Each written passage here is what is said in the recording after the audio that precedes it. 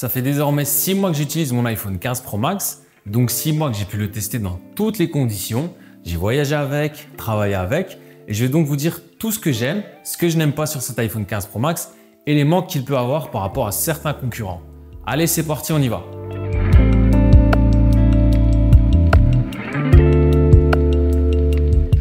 Alors commençons par son design qui est le même, on le sait depuis des années, mais son design est toujours dans l'air du temps avec un côté très épuré mais avec de superbes finitions.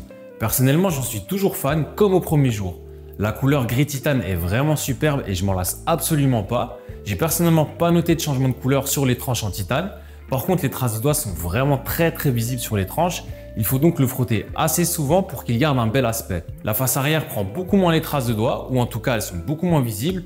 Après, généralement, moi je mets une coque de protection sur mon iPhone, donc j'ai pas trop de soucis de ce côté-là. Pour le design, c'est donc un sans faute après 6 mois. La prise en main est vraiment bonne. Le tout est très ergonomique pour mon utilisation quotidienne. Les boutons tombent vraiment naturellement sous les doigts. Comme souvent avec Apple, en termes de design, c'est un quasi sans faute.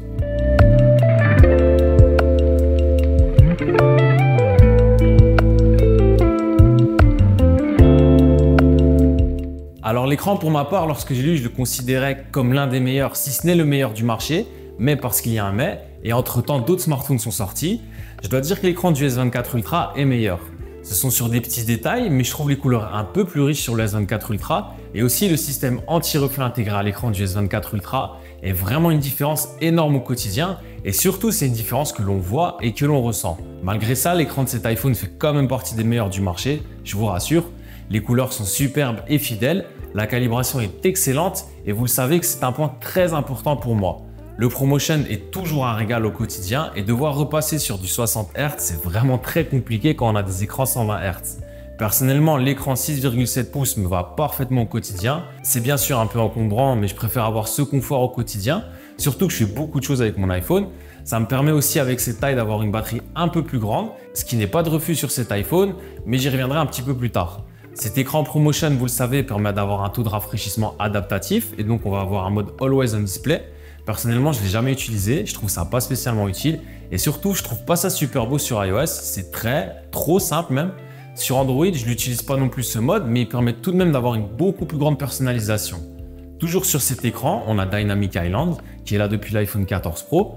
Personnellement, ça m'est toujours autant utile. Je l'utilise vraiment tous les jours, que ce soit pour ma musique ou pour utiliser mon GPS. Je comprends les gens qui n'en voient pas l'intérêt, mais pour ma part, j'ai su le trouver, l'utiliser et l'intégrer dans mon utilisation quotidienne. Alors bien sûr, je ne dis pas que c'est révolutionnaire, mais c'est un détail qui est le bienvenu.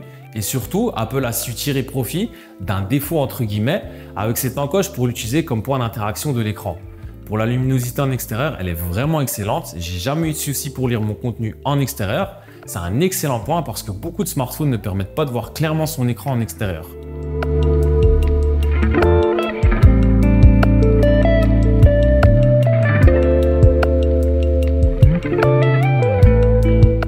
Alors en utilisation quotidienne, cet iPhone est, comme je vous l'ai dit, excellent. J'ai pu voyager avec et j'ai notamment pu aller à New York. Et comme vous le savez, j'aime voyager léger et j'aime pas m'encombrer d'appareils photo, etc. Je me suis donc dit que j'allais aller à New York avec juste mon iPhone pour capturer mes souvenirs et que ce serait top. Et honnêtement, la qualité photo et vidéo de cet iPhone est vraiment exceptionnelle. J'ai essayé d'autres smartphones entre temps, dont le S24 Ultra ou le Pixel 8 Pro, et ils font tous les deux d'excellentes photos, et surtout le Pixel 8 Pro qui a un rendu tout de même très bluffant, mais le traitement fait sur les photos de cet iPhone ont quelque chose de plus. Après, c'est évidemment mes goûts, d'autres vont préférer le traitement fait par Samsung par exemple, mais je vous montre quelques exemples capturés en RAW et non retouchés, le résultat est vraiment déjà super beau.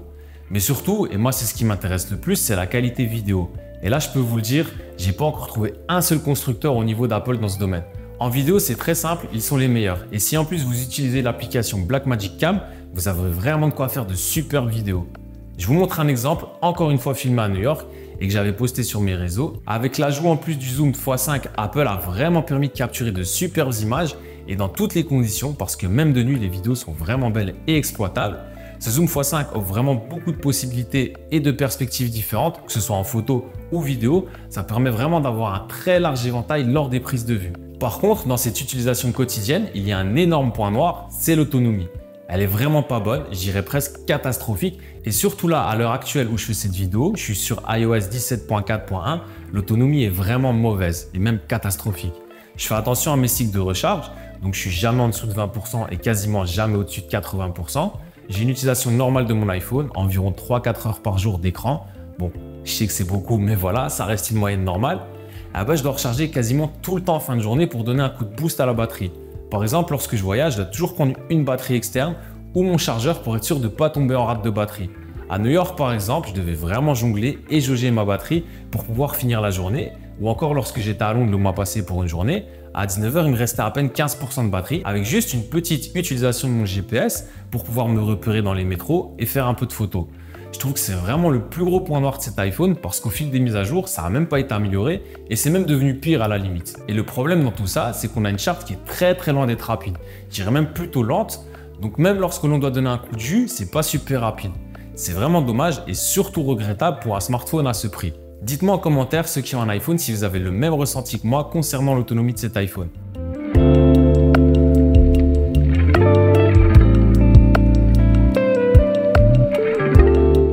Alors du côté des performances, j'ai vraiment rien à dire, les iPhones sont toujours parfaitement optimisés et tournent donc toujours sans aucun souci ou bug. J'ai jamais eu un freeze ou un lag depuis que je l'ai eu et il faut le noter parce que je tape absolument pas sur Android, mais sur Android, ça m'arrive quand même de temps en temps d'avoir tout qui freeze et de devoir redémarrer complètement le smartphone. Ici, j'ai pas encore eu à le faire. Au quotidien, cette fluidité dans les performances se font vraiment sentir. Tout s'ouvre sans latence, c'est ultra fluide. Je joue absolument pas aux jeux mobiles, donc je peux vraiment pas donner mon avis sur les performances dans la durée. Mais au vu de ce que je ressens, je pense qu'il n'y a vraiment aucun problème, si ce n'est l'autonomie, encore une fois, qui pourrait fondre très rapidement après une session de jeu. C'est déjà le cas par exemple après des retouches photo avec Lightroom. On sait que c'est une application qui est gourmande en ressources, donc des jeux devront sûrement avoir le même effet sur l'autonomie. Les mises à jour sont fréquentes, mais comme je vous l'ai dit, la dernière est catastrophique pour ma part au niveau de l'autonomie. Il y a également eu l'arrivée de l'application Journal, mais en toute franchise, je ne l'ai jamais utilisée parce que j'en ai tout simplement pas l'utilité. Par contre, toujours pour les performances, Apple est plus qu'à la traîne sur l'IA. J'ai pu tester le Google Pixel 8 Pro et le S24 Ultra qui sont tous les deux très avancés sur le sujet et je peux dire que c'est un réel gros manque et c'est un point noir qu'Apple n'ait toujours quasiment aucune fonction IA dans ses iPhones. Que ce soit pour de la retouche photo comme sur le S24 Ultra et la génération de contenu ou encore pour la traduction des messages en même temps que l'on écrit ou la fonction entourée pour rechercher. Ce sont des fonctions que j'ai adoré quand j'ai eu le S24 Ultra et qui vraiment au quotidien me changeaient la vie parce qu'elles étaient vraiment très pratiques. Ici, rien et je trouve ça scandaleux qu'Apple n'ait toujours rien introduit car ils sont vraiment à la traîne sur ce coup. Bien sûr, iOS 18 devrait remédier à ça, mais bon, ça aurait dû être fait bien avant car d'ici septembre et la sortie d'iOS 18, on n'a rien en termes d'IA sur nos iPhones. C'est un très gros point noir car Apple se doit d'être innovant et d'être à la page technologiquement parlant, ce qui n'est pas le cas pour le moment avec l'IA. Alors le passage à l'USB-C est vraiment un changement important sur cet iPhone 15. Bien sûr, tous les autres smartphones ont déjà cette connectique depuis très longtemps. Il était donc grand temps qu'Apple soit obligé de passer à l'USB-C, tout simplement parce que c'est tellement pratique de pouvoir se brancher avec n'importe quel câble. On ne doit plus constamment se dire qu'on a absolument besoin de notre câble Lightning pour recharger notre iPhone. Mais surtout, c'est la possibilité de brancher des SSD externes qui est très intéressante sur ces iPhones. Je l'avais dit lors de mon test complet, pouvoir brancher en SSD et filmer en ProRes sans compression, c'est juste incroyable et permet d'avoir des vidéos avec des résultats quasiment professionnels. Bref, c'est un excellent point cet USB-C et ça aurait dû être fait il y a bien longtemps.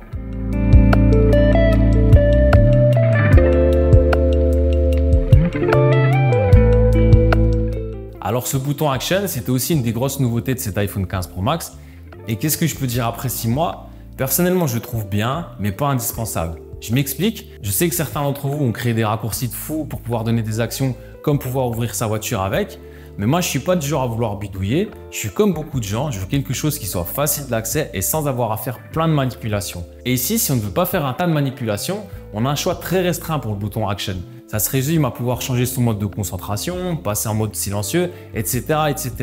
Je trouve vraiment dommage qu'Apple n'ait pas proposé plus de choses nativement et que l'on doive se contenter de tâches basiques ou alors qu'il faille passer par des raccourcis et donc faire plein de petites manipulations. Perso, mon bouton Action, je l'utilise avec mon mode de concentration. J'avoue que c'est super pratique parce qu'il suffit d'appuyer, mais j'aurais aimé qu'Apple aille tellement plus loin, comme par exemple avec un double tap. Exemple, j'ai choisi un tap pour mon mode de concentration de travail, un double appui pour allumer les lumières de ma maison avec l'app Home, un triple appui pour une tâche différente et ainsi de suite et ainsi de suite. Là, ce bouton est cantonné à une seule et unique utilisation et je trouve ça vraiment dommage.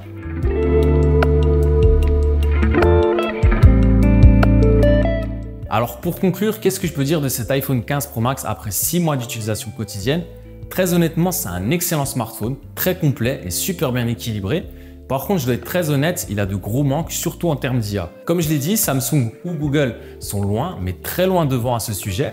La batterie est vraiment pas bonne sur cet iPhone. J'avais déjà ce ressenti il y a 6 mois, mais maintenant je peux le confirmer, on n'a pas du tout une bonne autonomie. Elle n'est pas digne de ce nom sur cet iPhone.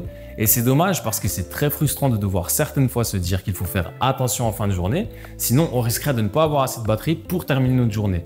Par contre, en termes de design, je le trouve toujours aussi beau et je vois peu de smartphones avoir un design plus premium. Après, bien sûr, c'est une question de goût et de feeling, comme je vous le dis toujours, mais là, ce sont mes goûts. En photo et vidéo, il est pour moi le meilleur. Certes, en photo, Samsung ou Google sont tout aussi bons et peut-être sur certains aspects un rien meilleur. Mais en termes de rendu final et de traitement, je préfère celui d'Apple qui est plus naturel à mon goût. Mais par contre, en vidéo, l'iPhone 15 Pro Max est le maître incontesté et il n'y a clairement pas photo, sans jeu de mots pourri. En vidéo, je vois aucun autre smartphone proposer mieux que cet iPhone 15 Pro Max. C'est simple, cet iPhone 15 Pro Max en vidéo permet d'avoir des résultats professionnels. Le bouton Action est une nouveauté qui n'est pas aboutie à mon sens. L'idée est bien, mais Apple devrait aller beaucoup plus loin avec ce bouton comme je l'ai expliqué. L'USB-C, c'est vraiment une excellente nouvelle sur cet iPhone. C'est tellement plus simple d'avoir un connecteur pour tous nos appareils. Bien sûr, ça aurait dû être fait il y a bien longtemps, mais voilà, au moins là, c'est fait. Pour le prix, comme toujours avec Apple, ça décode très peu. Donc actuellement, on peut le trouver entre 1300 et 1400 €, ce qui reste assez cher. C'est un iPhone que je conseille vraiment si vous aimez faire de l'image et surtout de la vidéo. Par contre, je suis pas sûr qu'à l'heure actuelle, ce soit judicieux de l'acheter, à moins de tomber sur une belle offre, parce que septembre approche à grands pas et donc les nouveaux iPhones aussi. Mais si vous ne voulez pas attendre et que vous voulez absolument passer sur un iPhone, je vous le conseille vraiment malgré ces quelques lacunes et surtout dans le domaine de l'IA. Personnellement, ça reste mon téléphone perso depuis le début, malgré ces quelques manques, parce qu'en vidéo, je l'adore, tout comme son design et surtout, avec mon écosystème, tout est tellement fluide. Voilà, c'était mon retour après 6 mois avec mon iPhone 15 Pro Max. J'espère que vous avez aimé cette vidéo. Comme toujours, n'oubliez pas de vous abonner, liker et partager. Je vous dis merci à tous et à la prochaine.